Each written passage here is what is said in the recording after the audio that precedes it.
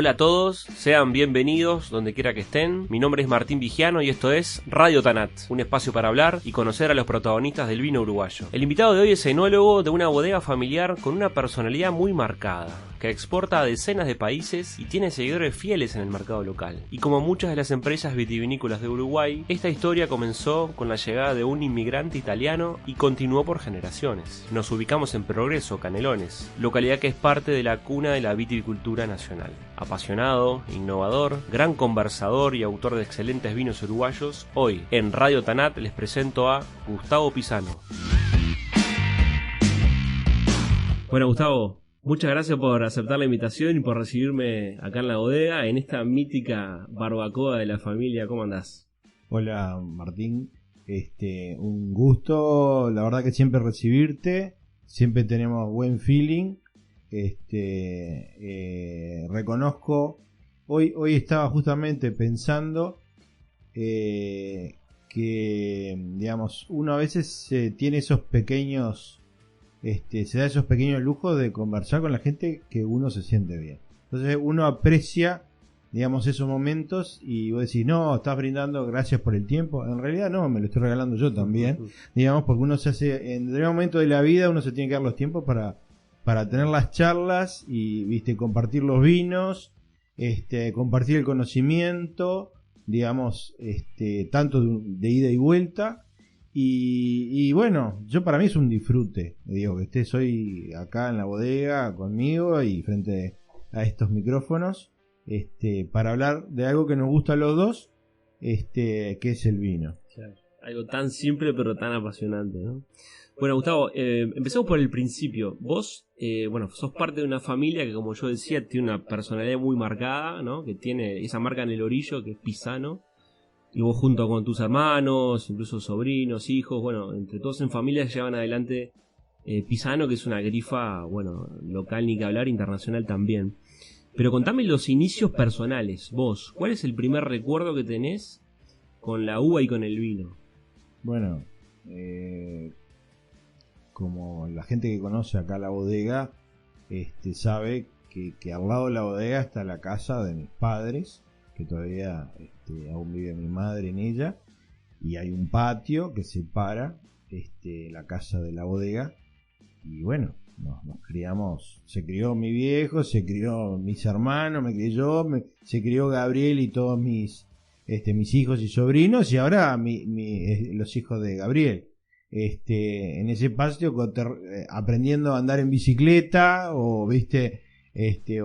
entonces digo, como que es muy difícil decir, bueno, no, un día me llevaron a un viñedo no, yo prácticamente reconozco la bodega de que tengo memoria, ¿no? Entonces es interesante, o sea, tu recuerdo incluso como persona, como ser existente, está siempre ligado al viñedo y a la bodega. Exacto, de correr en el viñedo, de yo qué sé, de jugar a la escondida entre las filas, digamos. Aparte, digo, también como ahora, digamos, mucho más habitual, pero yo, por ejemplo, en mi infancia la bodega está más o menos 1 kilómetro, o digamos, y de la escuela 2 kilómetros de la escuela de Progreso. Entonces, digamos, no era fácil porque, digamos, el centro de mis amigos vivían todos ahí.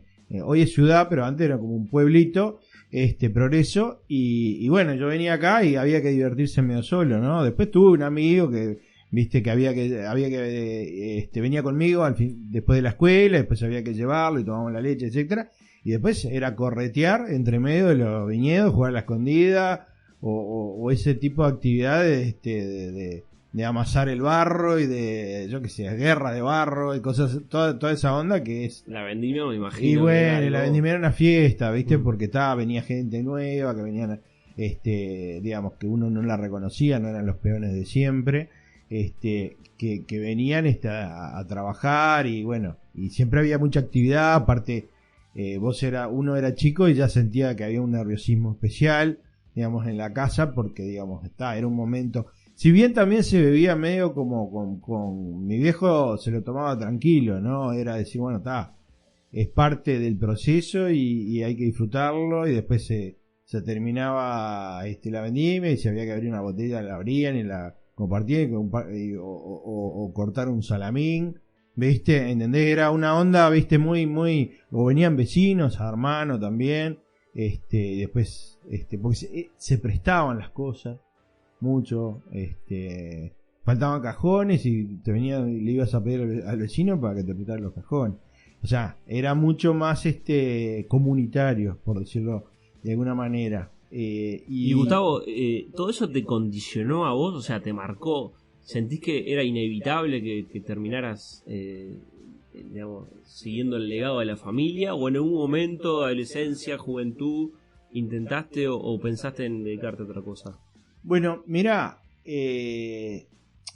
la familia, no importa en qué actividad, te da un respaldo importante, ¿no? O sea, como nosotros lo vivimos, no sé si es por la base italiana, o sea, siempre tenés un soporte de la familia para todo lo que... Pero también te esclaviza de alguna manera, ¿no? Entonces, yo siempre cuento la anécdota de mi viejo quería ser aviador, digamos. Entonces, porque le encantaba viajar. Y pues mi abuelo le preguntó qué querías hacer. Y yo quiero ser aviador porque quiero viajar. Y entonces agarró y mi abuelo le dio una tijera y le dijo, bueno, anda a podar, cuando junte el dinero vas a poder viajar, pero ahora tenés que... No, mi viejo no fue así, digamos, de alguna manera nos dio más libertades, y mi madre maestra, siempre hubo, digamos, otro tipo de apertura en ese sentido, pero digamos, de alguna manera también era una familia que se agrandaba, o sea, y yo sentí en determinado momento que mis hermanos me necesitaban. O sea, mis hermanos son mayores. ¿Pero el bichito por otro oficio, otra profesión, lo tuviste en algún momento? Bueno, a mí me gustaba, en algún momento me gustó, siempre quería expresar algún tipo de arte. La música me encanta, pero soy un tronco. Pero me acuerdo haber entrado en talleres, viste, de pintura, con el maestro, con Maestro Mateo, que era en Colón, iba a la casa, viste. Después, con el tiempo, me llevó, me demandó el laburo, y eso lo dejé, pero siempre me quedó ese bichito ahí. Después, años más tarde, me gustó el tema de la fotografía, fui a talleres de fotografía, pero nunca con un afán de que eso fuera, digamos, un oficio o algo para desarrollar, sino por un tema de gusto. Y de alguna manera toda esa expresión, digamos, de querer explorar, o sea, de que el tema del vino sea algo más que una vida, sea algo más que un negocio, era poder decir, bueno, yo tengo esta materia prima que es la uva, y qué cosas puedo yo expresar, innovar o reinventar, o de alguna manera al modo uruguayo, y desarrollar, digamos, modos de expresión. No comparando, decir, no, este es mi cuadro.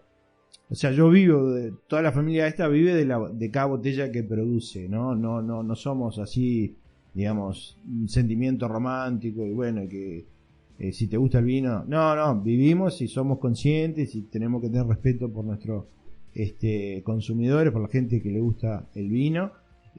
Pero también somos inquietos, y yo me incluyo inquieto en querer, digamos, de algo tan noble como es la uva, poder hacer cosas distintas. Entonces, bueno, hoy me trajiste una botella de un albariño elaborado con las pieles.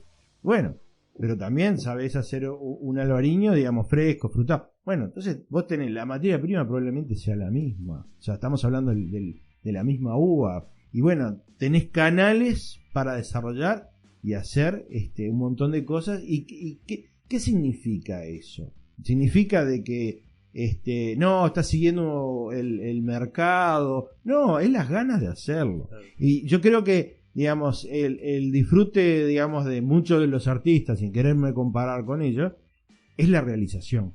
O sea, no tanto el producto, sino el saber y el aprender en el momento que lo estás haciendo. Aprender y sentir la experiencia de la realización.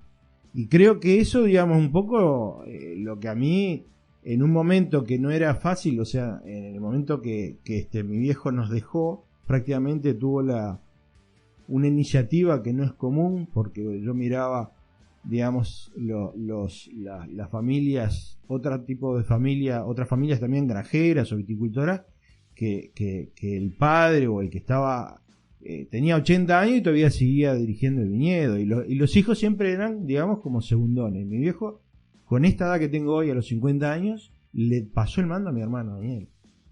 O sea, y ahí él empezó a disfrutar, como diciendo, bueno, está, yo estoy acá atrás, apoyando, preguntando, peleando, porque yo tengo una manera de ver, y Daniel, y después Eduardo, después yo teníamos otra, y él estuvo rezongando después siempre, pero se hacía lo que hacíamos nosotros, lo que decíamos nosotros.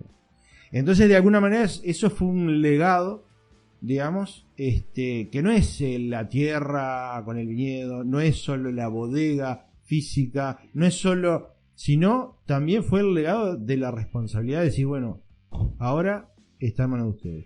Y yo creo que en eso mi viejo fue muy innovador. O sea, yo creo que hasta el día de hoy es difícil de ver eso. Porque 55 años yo me siento joven, y me imagino. Y bueno, y él. ¿Y qué edad tenías en aquel momento cuando te viste que había que eso iba en serio? Y bueno, lo que pasa es que yo vine digamos, mis hermanos me llevan bastante edad, digamos, Daniel me lleva, o sea, es 13 años mayor y Eduardo 7. Entonces, bueno, Daniel anduvo por el mundo, viajando, mochilero por Europa, pum, viste, y de pronto vino y dijo, bueno, se amó la tierra y empezó a trabajar lo que es hoy Viña Barrancal, a plantar frutales primero, después vino el viñedo. Eduardo es técnico agrario, con especialización en fruticultura. Después se repartieron las quintas, Eduardo atendía la de acá y Daniel la de allá, y después iban rotando, iban la bodega como que la atendía medio mi viejo, y después había un primo de papá, Aldo, que del cual aprendí muchísimo, también, italiano, que vino en los 50, en la segunda venida de italianos, y bueno, pero quedaba como un lugarcito ahí que, viste, que no, en la bodega no había nadie, y digo, o sea, fue una elección, pero también fue como un mandato de alguna manera, ¿no? O sea, no me arrepiento, cuando más chico sentía el peso como diciendo, pucha, ¿no? Como que... No hay opción. Pero no hay opción porque eran mis hermanos, no era que mi viejo me dijo, tenés que hacer esto. Era que yo veía que había un esfuerzo y éramos 3 mosqueteros, como hay un dibujito por ahí, un dibujo, 3 mosqueteros y faltaba una pata, güey. Entonces, me puse a estudiar enología. ¿En qué año te acordás, Gustavo? En el 80. En el 80. Claro. Y chao. Pero ya laburaba antes, iba al reparto con mi viejo. O sea, todos hicimos laburo de todo. O sea, todos mis hermanos fueron al reparto, a repartir, a llevar damajuana de 10, de 5. Y mi viejo tenía ya una pequeña línea histórica de vinos embotellados, como el Verde Virgen, o el Sangre Toro, se vendía en botella de 3/4, y un rosado, que era un Rosiñol, que era un rosado, en aquel entonces un rosado de moscatel, negro, y después le fuimos metiendo Merlot, y viste, fue variando, al final después ahora no tenemos más moscatel, no es moscatel, digamos, es ya de Cabernet, o sea, tiene Cabernet Franc y otras variedades, pero todas variedades nobles, pero en aquel momento eran los vinos finos de mi viejo. Y bueno, yo creo que fue toda una cosa, fue llevando a la otra, y le fui descubriendo, digamos, aquello que podía ser una carga. En definitiva, lo sentimos, creo que lo sentimos los 3 hermanos como una oportunidad, o sea, una oportunidad de desarrollo, de expresarnos, digamos, con aquel entonces con sangre joven, con innovación, o sea, y de ser una bodeguita, digamos, que vendía vino en Damajuana, a primero a posicionarnos en poco tiempo, digamos, en el área gastronómica en Montevideo. Después eso fue, bueno, como te comentaba hoy, primeras plantaciones de viveros, en el principio de los 80, ya cuando empezamos ahí ya a plantar Cabernet Sauvignon, Merlot, o sea, hicimos colecciones de variedades para aprender y hacer muchas microvinificaciones, variedades que hoy no ya ni tenemos. Gustavo, contame, a ver si le puedes explicar a la gente, porque muchos de los que eligen y disfrutan de los vinos de ustedes y más o menos se acercan a ustedes y los siguen, entienden ese espíritu pisano, ¿no? Esa grifa que yo hacía referencia al principio, con esa personalidad, ¿no? Esa impronta. Pero ¿cómo podrías describir vos el tipo de viticultura que hacen y de los vinos, digamos? ¿Cómo son los vinos pisanos? ¿Cuál es tu ideología? Yo creo que los vinos nos reflejan. De alguna manera nosotros no podemos hacer lo que no somos. Y yo aprendí, me acuerdo una vez una frase, es que no hay mejor marketing que ser uno mismo. Digamos. Entonces, eso era como una lección de marketing. Digo, si vos sos auténtico y vendés lo que sos vos, de alguna manera, nada puede salir mal. El problema es cuando vos querés hacer una campaña de marketing, digamos, sobre algo que, digamos, es la moda o es ficticio o es algo que estás inventando porque es lo que se vende. Digamos, en definitiva, decir, no, mira, esto es lo que yo tengo, esto es lo que somos nosotros. Entonces tiene una fortaleza eso atrás que hace que seas auténtico. Entonces voy a decir, nosotros en su momento, cuando empezamos con el tema de la bodega, la moda era decir, bueno, no, yo tengo todo tanque de acero inoxidable, todo, la tecnología, digamos, la calidad se medía, digamos, si tenías ISO 9001, o sea, todo era un paquete tecnológico, en definitiva, que eso te iba a garantizar la calidad. Pero ¿qué es la calidad? O sea, la calidad es la calidad de justamente del proceso, de lo inocuo, no, la calidad, yo creo entendida, es que vos, de alguna manera, en el momento que vos vas a degustar un vino, digamos, ese vino tenga personalidad, te esté transmitiendo algo, te está diciendo, te está contando algo, te está contando una historia. Y esa historia, eso que vos probás en el vino, de alguna manera lo tenés que ver, sentir reflejado atrás. ¿Quién te lo está dando? ¿Por qué tiene ese apasionamiento de los amantes del vino de conocer, digamos, quién es el enólogo, quiénes son los que hacen el vino? ¿Dónde se planta? Es que de dónde vienen, ¿por qué? Porque es la interrogante, es decir, bueno, ¿por qué me gusta esto? O sea, la gente te dice, a mí me gusta, no me complique, perfecto. Pero hay alguien que dice, bueno, pero yo tengo que entender por qué me gusta esto, o por qué no me gusta. Digamos, o por qué es diferente, o por qué siento esto, y yo venía probando estos Tanat, y de pronto encuentro este Tanat que es diferente, y por qué es diferente. Bueno, y ahí empiezan a averiguar, o uno empieza a contar, y te dice, bueno, pues nosotros hicimos esto, o esto viene de este origen, viene de este terreno, o viene de este sistema de conducción, o tiene tantas años la planta, o esto pasó por barrica, y esto no, y esto es de cemento, o hicimos un blend de cemento con barrica. Entonces, bueno, toda esa riqueza del mundo del vino, de alguna manera, se transmite, digamos, como lo que uno está queriendo contar sin palabras, que la apoya después con palabras. Entonces yo creo que nosotros nos autodefinimos en esa época, yo te decía, de la tecnología. Nosotros es pisano, artesanía en vinos finos. O sea, nadie hablaba de artesanía. El artesano era aquel que andaba, ¿viste? ¿Entendés? Con el cuero, ¿viste?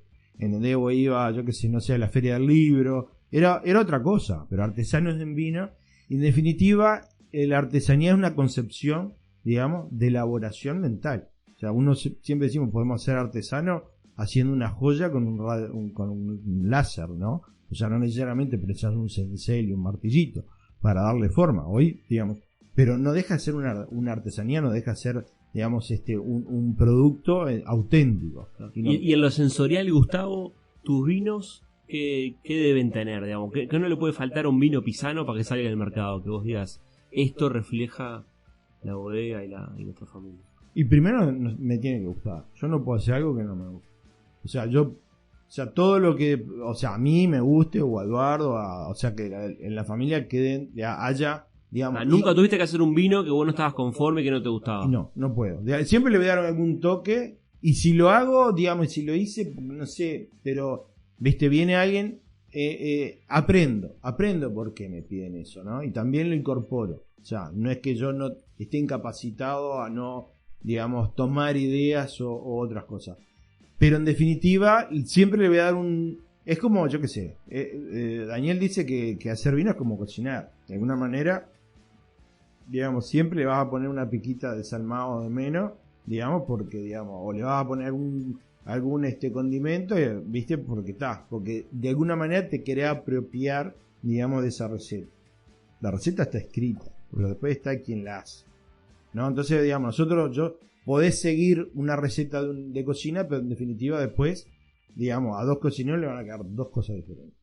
Y eso, aunque no quieras, te va a quedar diferente. Siempre va a haber algo, la intervención de la mano por hacerlo gráfico, pero es la cabeza de uno, en definitiva, hace que, digamos, que el producto...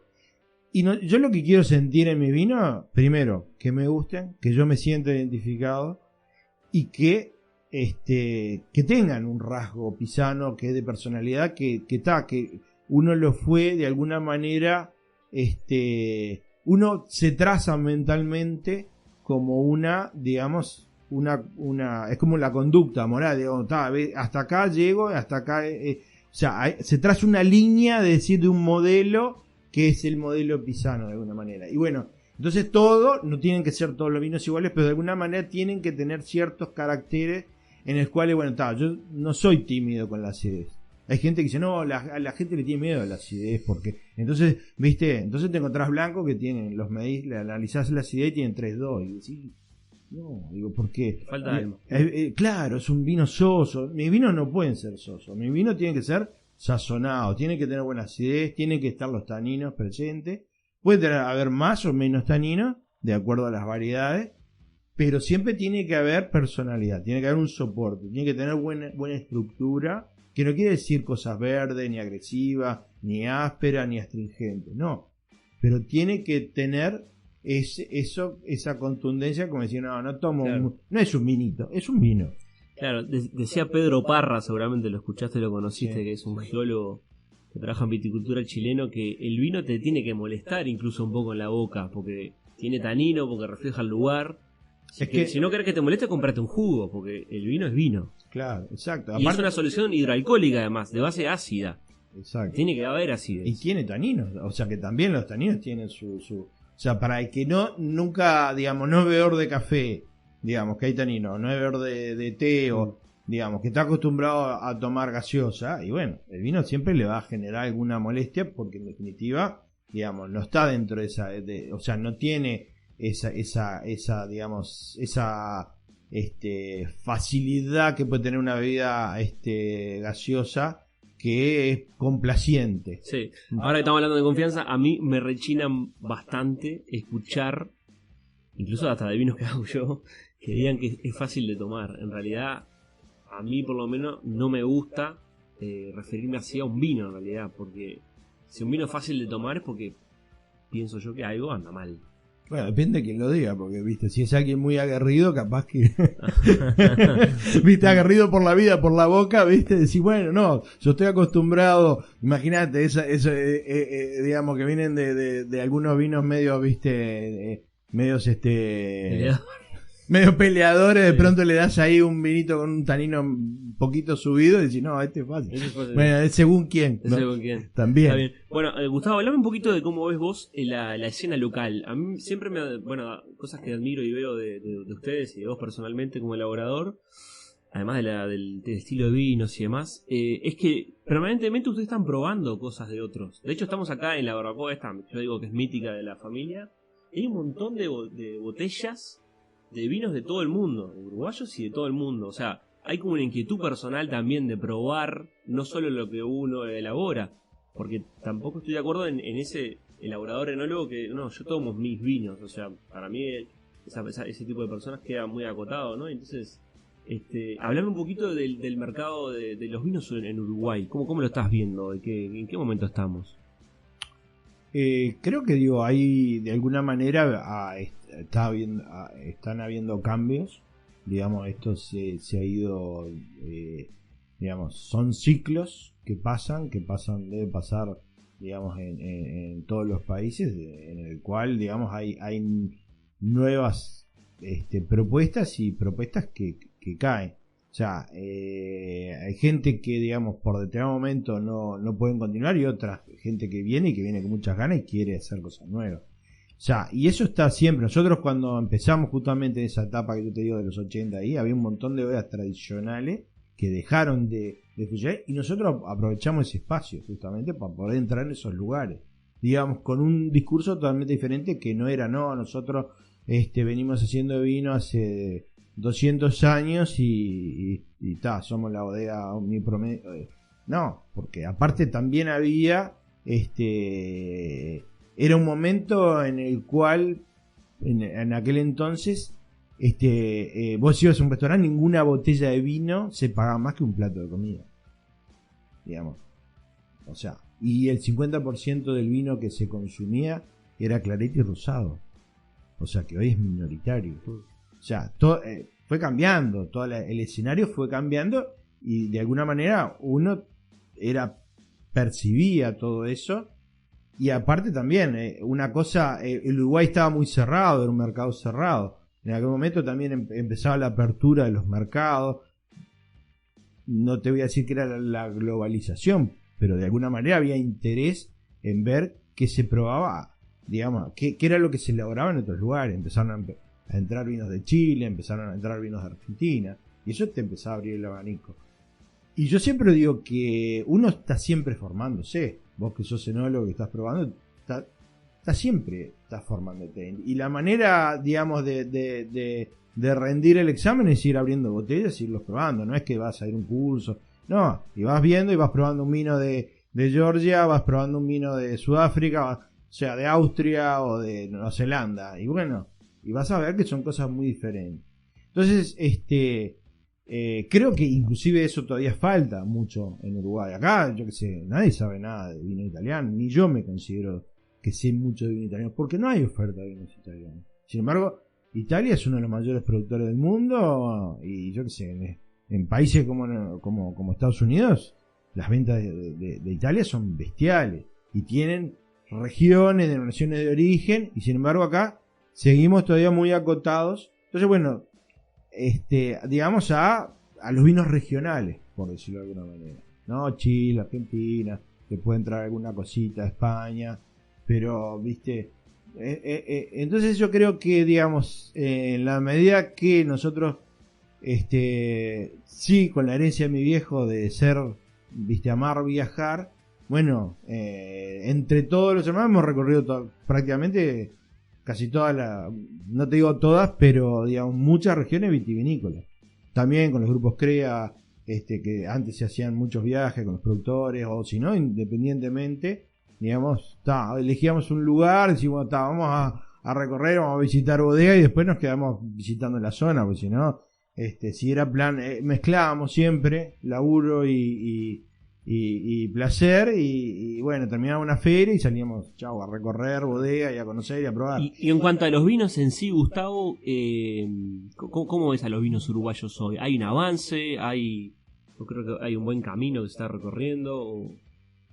Yo creo que sí. Yo creo que, digo, hay una dinámica. Creo que hay... sobre todo creo que viene mucho de los jóvenes, ¿viste? O sea, que están empezando y están queriendo experimentar. Uno fue joven, ¿viste? Ya no me puedo considerar joven, pero viene con muchas ganas de experimentar. Entonces yo veo que hay un montón de gente empezar a elaborar vinos naturales o petnat, o empezar, digamos, técnicas que, por ejemplo, que se abandonaron. Por ejemplo, ahora hablábamos del blanco elaborado. Mi viejo hacía, porque era lo que tenía, hacía Treviano y Semillón, tenía un tonel de 3.000 litros y fermentaba el blanco con las cáscaras.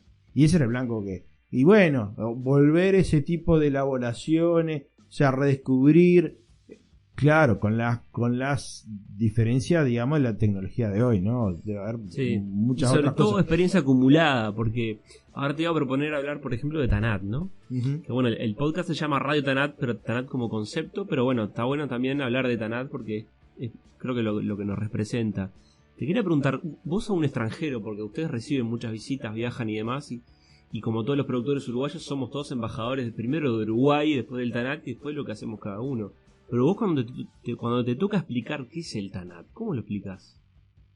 Bueno, el TANAT es una variedad de uva, y después, digamos que acá se aclimató muy bien, digamos, de forma, te diría, hasta casual. O sea, la gente, muchas veces la gente se imagina que los viticultores o vitivinicultores uruguayos eligieron el TANAT porque, digamos, era una estrategia, y no, en realidad el TANAT, digamos, se fue diseminando, digamos, entre los productores a principios del siglo pasado, fines del anterior, en forma espontánea, porque la calidad del vino que daba el TANAT o Arriague era superior a la de las otras variedades y tenía de alguna manera, digamos, una cierta resistencia, digamos, la parte también de la viticultura, o sea, un montón de características que lo hacía muy viable. Entonces por eso creció el viñedo de TANAT o de Arriague. En los 70, fines de los 70, comienzo de los 80, necesitamos que vinieran de alguna manera los grupos CREA, fueron los que invitaron a ampelógrafos y técnicos para que justamente vieran qué posibilidades había para reconvertir y mejorar la calidad de los vinos uruguayos. Y los tipos reconocieron, digamos, de alguna manera que el TANAT era una variedad que no era tan habitual en el mundo y que acá se daba muy bien. Y ahí que se empezó a explorar el tema del TANAT y empezar a buscar, digamos, generar un potencial aún mayor. Y bueno, hoy, digamos, hemos logrado cosas y de alguna manera somos referente. Uruguay es un referente del TANAT en el mundo. Si bien ahora en Argentina plantan TANAT, en Brasil plantan TANAT, ahí en Estados Unidos empiezan a plantar a TANAT, porque es una variedad que es libre de comercialización, no es un tema de patrimonio solo uruguayo. Todo el mundo, de alguna manera, nosotros somos referencia. O sea, no van a ir a ver la referencia de Madirán o del País Vasco francés, o sea, como no, la referencia, así como el Malbec es referencia en Argentina, o el Carmener, o yo que sé, el Zinfandel en Estados Unidos, o sea, todo el mundo va a ir a decir, bueno, vamos a compararlo inclusive mentalmente con... Entonces, bueno, el ser referente ya es un logro importante. Y no es algo que inventemos, porque cada vez, como vos decís, recibimos visitas, vienen críticos, y todo gira en torno al TANAT. Te podrán decir, no, me gusta más un blend de TANAT, no el TANAT solo. Ya entran en cuestiones de preferencia, pero el TANAT siempre está involucrado. Entonces creo que nosotros tenemos una herramienta, digamos, fundamental para poder desarrollar otro tipo de vinos, y otro tipo de variedades, y primero dar a conocer el TANAT y después todo lo otro que tiene Uruguay, que es muy valioso también. Hay variedades, bueno, ahora se está imponiendo el albariño, bueno, sí, también, esta es otra variedad de referencia. O sea, nosotros tenemos muy buenos Sauvignon Blanc, podemos tener muy buenos Chardonnay, pero en definitiva el que te marca, digamos, de alguna manera, por más que vos quieras darle bombo, no, es el mercado también, es los conocedores del mundo te van a decir, no, anda, ve por este lado. Claro. y Gustavo, sacando los vinos que vos hacés, ¿no? O sea, ahí ya te limita un poco, pero ¿cuál es el mejor TANAT que probaste alguna vez? Por distintos motivos, capaz que fue en el momento que vos lo probaste, porque fue un vino que quizá te dejó pensando por algo. Lo que pasa es que es una respuesta que te voy a dar, que no sé si te va a conformar mucho, pero en definitiva he probado muy buenos TANAT acá en Uruguay. Creo que todas las bodegas tienen siempre algún TANAT que es distintivo, y es difícil elegir, pero si hay uno que realmente me abrió la cabeza, fue el de mi sobrino, que es Viña Progreso, que fue bien elegido, que fue el que inició la fermentación con la barrica abierta, digamos. Acá el producto de un viaje, estamos hablando de Gabriel Pisano, que tiene su proyecto personal que es Viña Progreso, ¿no? Que está muy focalizado en la exportación, pero que está en el mercado local y que no hace 2 años que los hace, ¿no? O sea ya 10 años. Su primera vinificación, digamos, con etiqueta de Viña Progreso, si bien ya había elaborado, de lo que es el Open Barrel, fue en el 2009. O sea, y eso es... ¿El vino es Sueños de Lisa? Sueños de Lisa. Exacto, un vinazo.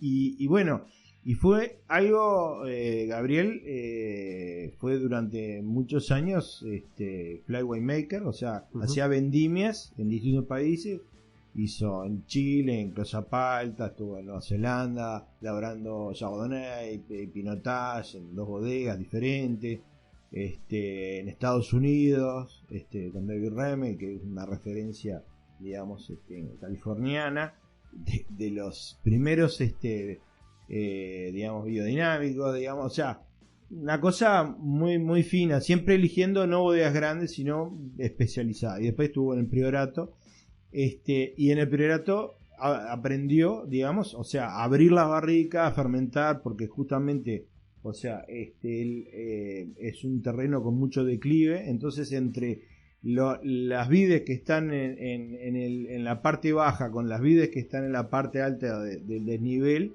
a veces hay diferencia de días de maduración y la cosechan aparte. Entonces, digamos, nunca tienen un recipiente lo suficientemente, digamos, acorde ajustado, claro. para entonces al final terminan abriendo las tapas de la barrica y terminan fermentando ahí esas 2 filas de acá y después 2 filas de allá y bueno, y entonces cuando vino quiso hacer algo y hizo su primera vinificación, y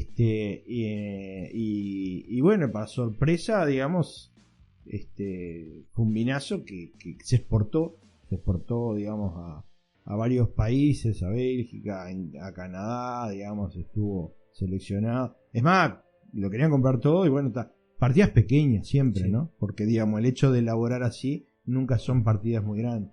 Y bueno, yo creo que ese a mí me rompió la cabeza porque venía de un origen de alguna manera pisano, pero no era pisano, era Gabriel Pisano. Entonces a mí, digamos, me sorprendió. Y no es que digo, mi sobrino y tengo que tirar. Es honestamente, a mí me rompió la cabeza. Bueno, Gustavo, y bueno, siguiendo con el tema Tanat, vos siempre surge una pregunta, es ¿qué viene después del Tanat, no? Y a mí personalmente me gusta, porque hasta divertido responder, más Tanat.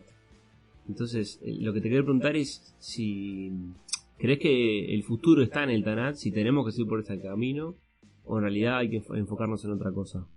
No, yo creo que queda mucho tiempo para Tanat.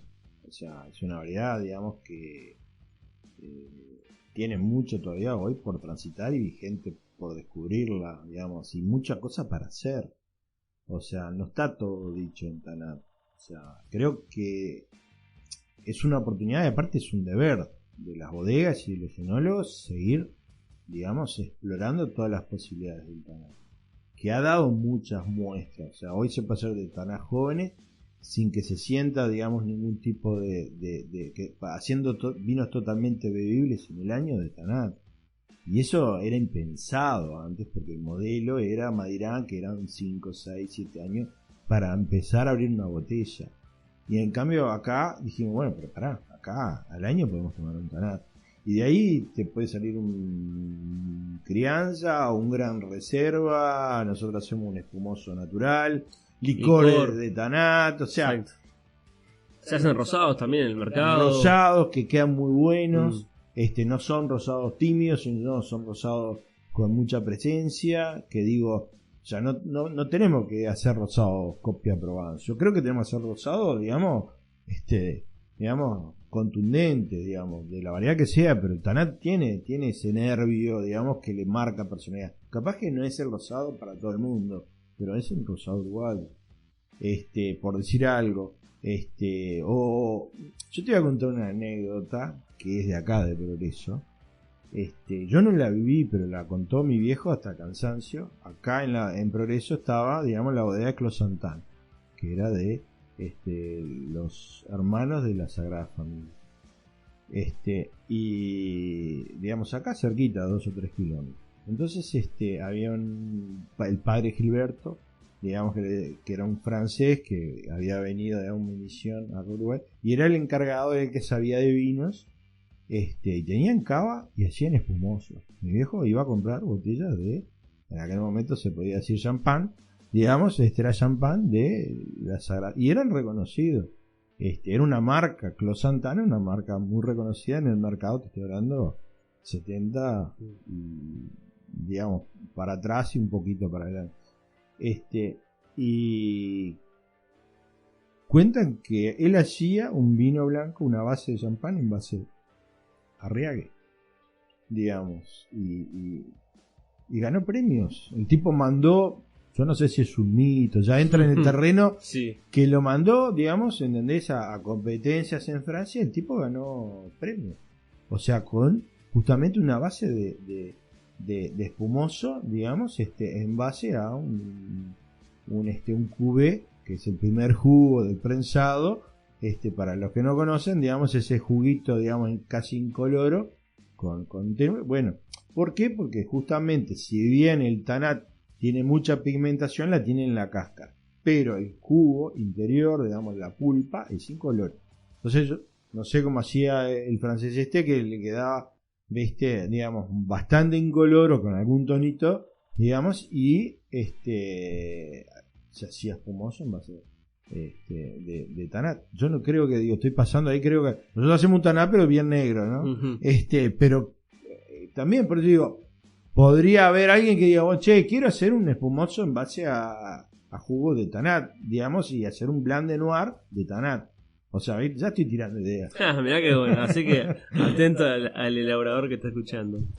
Gustavo, ¿en qué? Bueno, ya me nombraste a Gabriel, ¿no? Que personalmente también lo tengo ahí como referencia, pero te quería preguntar, ¿en quién te inspirás? ¿A quién tenés como referencia?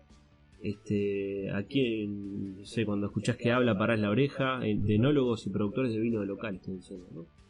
¿O qué productor te gusta lo que hace? ¿O te interesa?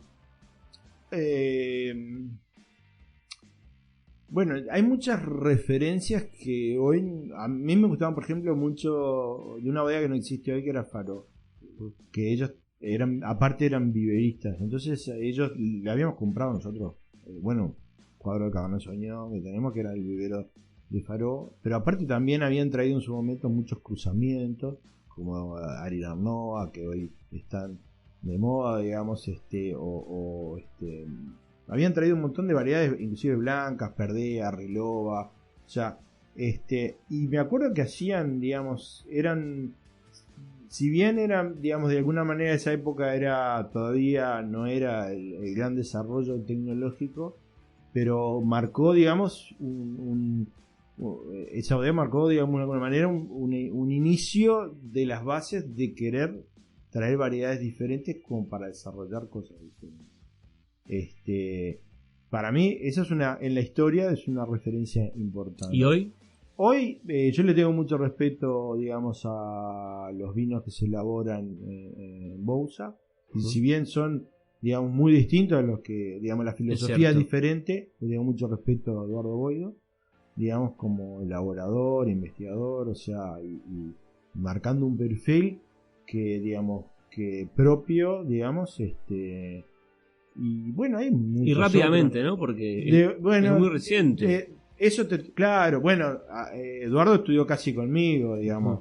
Pero digo, el estilo Bouza, la marca de la bodega y los. Claro, a mí digo, no son los vinos que yo elaboro, pero creo que fueron también los que de alguna manera dieron inicio al albariño, digamos, eso es un mérito. Totalmente, hay que reconocerlo hasta el cansancio. Hasta el cansancio, digo. Entonces, bueno, son esas cosas.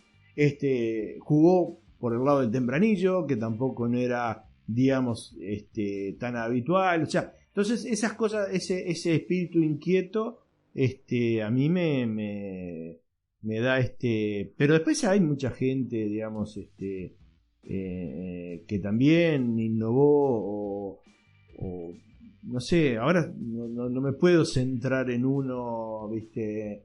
Pero hay mucha gente, digamos, yo en su momento, cuando yo estaba arrancando, y me acuerdo que iba, por ejemplo, a Juanicó, que estaba José Les, digamos, todavía no estaban en el mercado, no había salido a marca Don Pascual. Y yo le iba a pedir, ¿viste? Que me hiciera el pH, porque yo no tenía pHímetro. Entonces, y hablábamos con José, en su laboratorio, digamos, original, te estoy hablando de los 80, 82, yo recién saliendo de la escuela, ¿viste? ¿Entendés? Decimos, yo no tenía herramientas, y de pronto iba allá y aquel me sacaba una tabla del anhídrido sulfuroso activo de acuerdo al pH, ¿viste? O sea que yo tengo que tener reconocimiento, digamos, también con esa gente que de alguna manera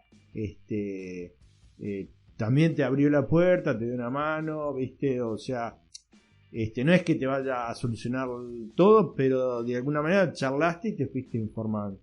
Y te fuiste haciendo, porque a veces, ¿viste? También hay como eso de todos los secretos y, ¿viste? Que se va generando, ¿viste? Y yo qué sé, yo veo que ahora, ¿viste? Hay muchos gurises que le dan, ¿viste? Que se juntan hasta para hacer vino. Está bien, está bárbaro, ¿viste? Pero no digamos, creo que esas cosas son inspiradoras, y a veces nos faltan también. En su momento a mí me faltaron, decimos, che, un espacio de intercambio de poder charlar más allá de la chacrita, ¿no? Yo creo que digo, y entonces, bueno, se van generando esos vínculos. Gustavo, en algún momento de esos momentos que no nos sale nada, que atravesamos frustraciones, que seguramente los tuviste y los tenés, ¿en algún momento pensaste en dejar todo? En decir, no, me voy a dedicar a otra cosa porque esto me superó. Y sí, siempre no sea así tan drástico, porque de alguna manera no estoy muy atado a la familia, ¿no? Entonces es muy difícil, ¿viste? El velcro es muy fuerte. Entonces no, pero de alguna manera vos decís, bueno, yo me sentía con espíritu de decir, bueno, si con toda la energía que uno, no solo yo, toda la gente que trabaja, digamos, en el viñedo, en la bodega, y le pone a lo que es, digamos, la pasión por la elaboración del vino, lo dedicara en otro rubro, te puedo asegurar que haríamos mucho más dinero y viviríamos mucho mejor. No sé si mejor, pero viviríamos mucho más holgado, porque se le pone mucho, y estás con un millón de condicionantes, que unas son las climáticas, de pronto te toca una granizada, de pronto te toca una helada, de pronto te toca un verano una vendimia lluviosa, que son, decimos, qué laburo esto, porque una vendimia lluviosa no es solamente la calidad de la uva, es todo el laburo que te da, digamos, cosechar, digamos, una vendimia lluviosa, ¿no? Entonces, todas esas cosas, digamos, no es que me desanimen, pero como que te cansan y te desgastan, ¿no? Pero también las satisfacciones, digamos, son inmensas, ¿no? Que capaz que en otro rubro no te la da. Digamos, y el hecho de poder beber lo que vos hiciste, yo creo que es un placer infinito, ¿no? Te quería preguntar también, si tuvieras que elegir uno solo de los vinos que vos hacés, ¿cuál elegís? Wow. Eso es difícil. Es como la respuesta clásica es decir, tenés que elegir entre tus hijos, ¿viste? Claro, es imposible. No, medio difícil, ¿no? Tengo algunos que son muy Gustavo Pisano. Yo siempre te escucho decir que el RPF Tanat es... Ese lo extraño, ¿viste? Si estoy mucho tiempo decir, bueno, no, ¿viste? Bueno, el Tanat yo lo extraño, ¿viste? Si voy a decir, no, estuve 20 días, ¿entendés? Allá en Costa Rica tomando cerveza y jugo de fruta, ¿viste? ¿Entendés? De piña, y de pronto, ¿viste? Decir, cuando llego a casa, ¿viste? Tapo una botella de Tanat RPF y dije, bueno, no solamente llegué a casa, sino que llegué doblemente a casa. Claro. Está bien. Bueno, Gustavo, muchísimas gracias por el tiempo. No, un placer, Martín, y bueno, esto es una charla, digamos, que uno puede contarlo a la vida de uno, el agradecido soy yo. Y a ustedes, gracias por llegar hasta acá. Los invito a dejar comentarios, a compartir este contenido si les gustó y a seguirme en las redes para estar conectados. Nos escuchamos en un próximo episodio de Radio Tanat.